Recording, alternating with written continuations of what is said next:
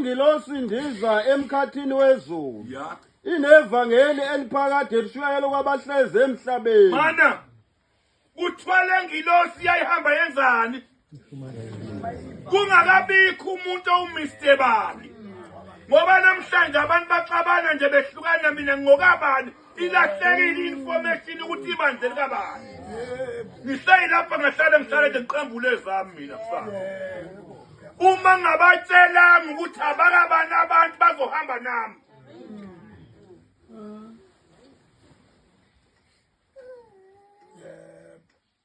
Ingilosi yayishumela ivangeli kuba bonke ababehlele emhlabeni hayi uMr Bani kodwa ingilosi eyayifika emakhehleni nezalukazi ikhuluma izwi bethi ngithemlela uNkulunkulu waxoxa u1 no2 no3 kimi hayi namhlanje ngishibandla liphila liyaswela ukuthi ubani ozoba kulo ngoba sina umuntu oneziqu hayi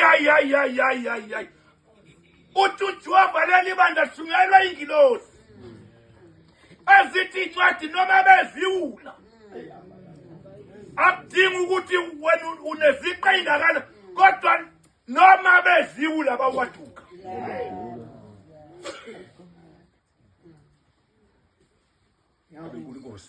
Amen. Memesa.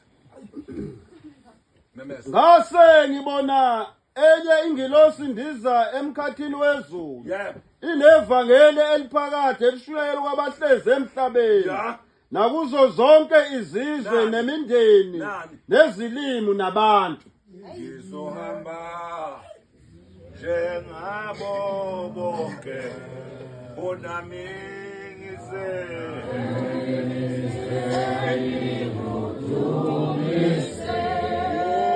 ngijabule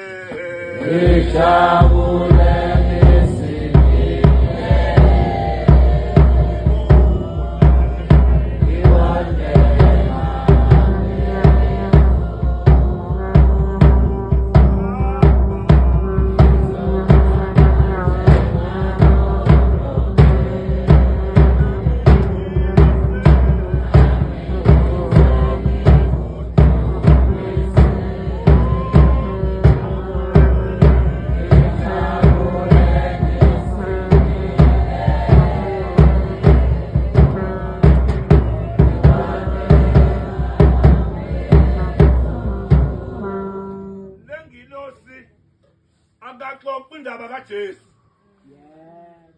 akaxoxa indaba yamprofeti kodwa iseza nje njengeduku ihamba imemeza ngithanda igama elithi kuzo zonke izizwe nemindeni nabantu okusho ukuthi lengilosi ayifikelanga isizwe esithile esisodwa kodwa yayihamba ingenela izizwe nemindeni nabantu imemezela lezi zinto behlezi abantu behlele emhlabeni ayibenkulunkosi omzali wami indaba esixoxa la mawuzoyini ukuthi uzenje kwamengameli kuphela unganaki ukuthi into eyidlala uzohamba udibane nokunye emgoqweni 6 uyaphuza lapha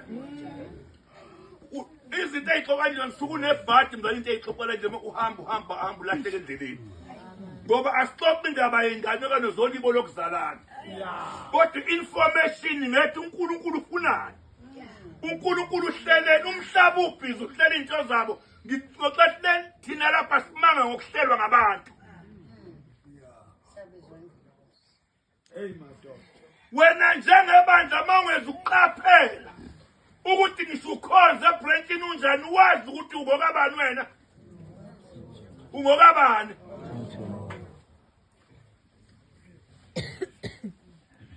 ngoba ngizohamba mina ngivuka into zami uswenze njani wena usuyalimala ngoba wawungafundiswanga ukuthi wena ungokabani ayiboneni ibandla akulona likaMr Bani elikaJehova njengoba ubona nali ibhodi lapha lithi ibandla kaNkulunkulu iZayoni edini isabatha hayi ukuthi ngoba into ngeyakhandwa ikomiti hleli zincwadi nazi ibhalwe phansi xoxa ngathi endaba icashunwa kuphi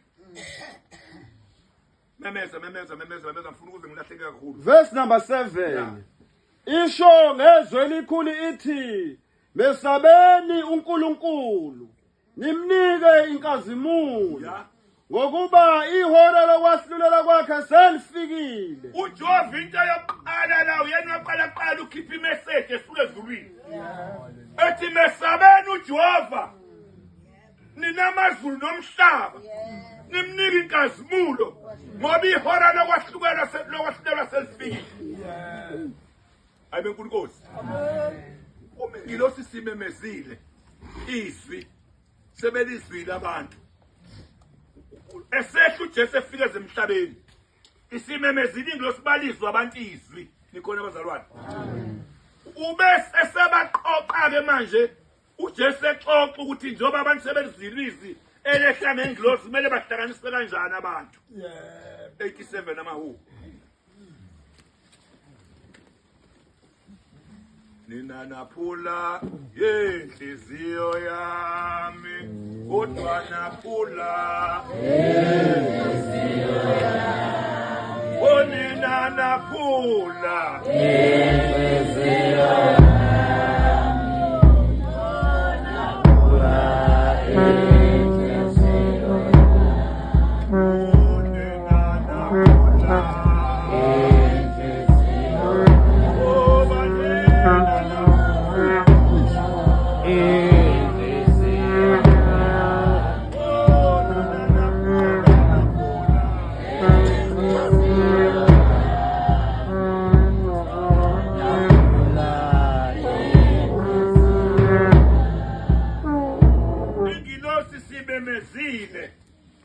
uthenga uNkulunkulu seliphumile ibandla eGibhithe selewile izwi balemukela abantu. Amen bazalwane.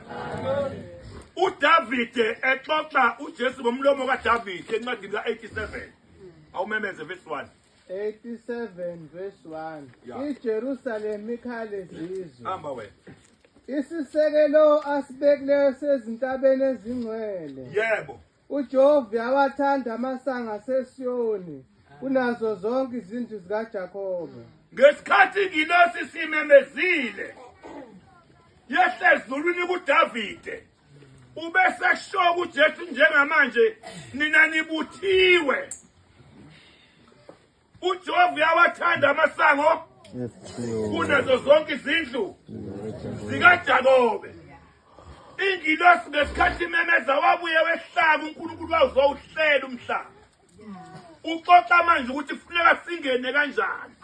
Memeza benzeko verse 3 ya okudumisekayo khulunywa ngawe muzi kaNkulunkulu sele mana lengilosi eyehleza uyayiletha izinto ezinodumo kuphi uthika okudumisekayo ayikho into exoxwayo la emhlabeni uthi okudumisekayo khulunywa ngawe muzi kaNkulunkulu sele bathe eqaleni wehlisa ingilosi eyayiletha izinto abantu ababengazazi. Memeza ngicela verse 4 ya ngiyakubalula hambi Ya. neBhabhele Good. laba abangaziyo ya yebo iFilistiya neThire kanye Ya. neKhushi ya azalelwa khona yebo kuyakuthiwa ngeSiyoni yilo nalo wazalelwa khona ilento edala ukuthi usukunebhadi umdlalo mawusula ukuthi usihambe nowanenhlanhla wafika etendeni wathola umfundisi weyimanga ngithola umfundisi wama miracles. Amen bazalwane. Uthi uJehova mhlaba izizwe 87 uDavid uNkulunkulu abantu babizele eSiyoni. Uthi ke mabefika ezulwini sekwenziwa ama-election kuyawuthiwa yilo uthi uJehova ma ungena eZion akushiwo ukuthi ufika izolo kuvele kuvuthwa ipolisi semthayi. Awungizwa ngizozalwana.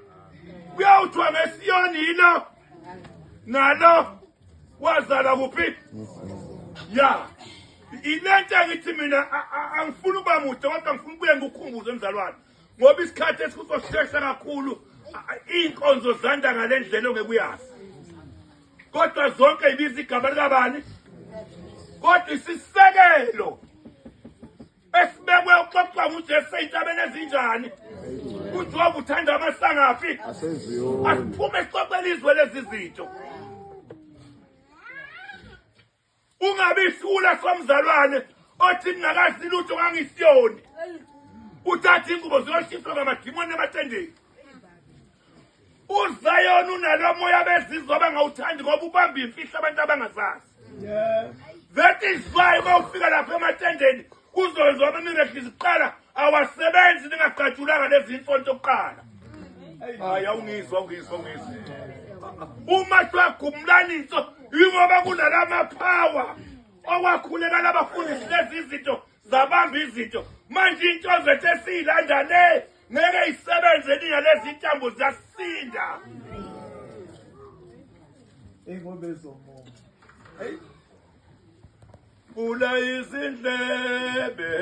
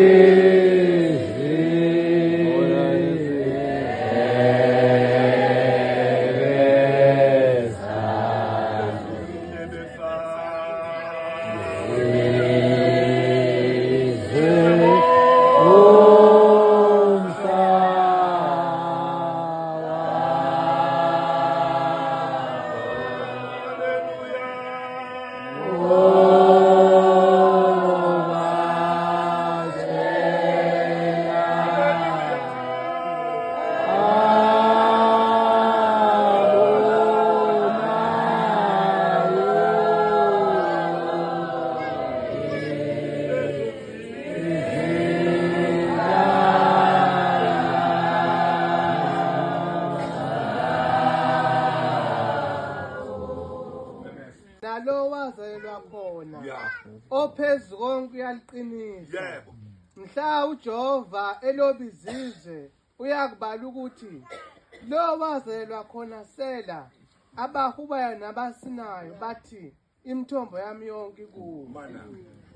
uJehova la ngesikhathi ebiza abantu ubabizele ekuthenini uJesu ngesikhathi efika emhlabeni uDavid umemeza ukuthi isisekelo sibekweyo isisekelo xoxwa ngaso uJesu uthi ke seyintabeni ezingcwele uthi uyawathanda amasanga kuphi kunazo zonke kunezindlu okuthiwa ziyakhonza ukuthi ke kodwa uNkulunkulu uthanda amasanga aseZayoni kunazo zonke izindlu kaJakobe kuthiwa kunezindlu ezikhona ezibizwa uNkulunkulu kodwa ibizwa ukuthi ezulwini kaJakobe ngoba vele umfika phakathi uzomthola uJakobe wakhona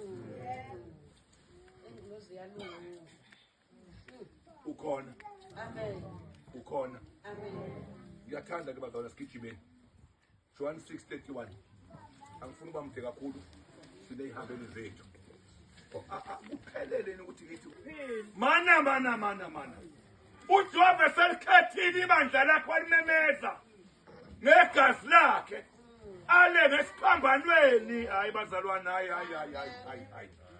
ale ngesiphambanweni laphithe hayi benkulu inkosi selikhona ke ibandla kuthomele kuqaphele ukuthi kunalezi izinto kunalento enhle ebandleni sebizwa ngesinkwa sani ngifuna uxoxa lapho bazalwane ungakholwa noma ukhonza kodwa ugexwa ile ndaba unebhadi ngoba uzolalela indaba yesinkwa sani sokuphila incwadi yesahluko sika-11:8 incwadi ka-Amos uxoxa ney'ntombi ney'mfihlo athi ziyawugijima zize benesiyezi zize zifo ukoma zingomele sona ini zingomele wona amanzi zingomele sona ini ake silalele lesi sinkwa sixoxa ngaso la okhokho bethu badla imana ya ehlane njengokulotshiweyo ukuthi wabapha isinkwa esivela ezulwini ukuba badle ya uJesu wayesethi kubo ngiqinisile ngithi kini kwakungesiye uMose wanipha isinkwa esivela ezulwini mana selikhona ibandla elikhethwe lapha esahlweni sika-87 uthi ke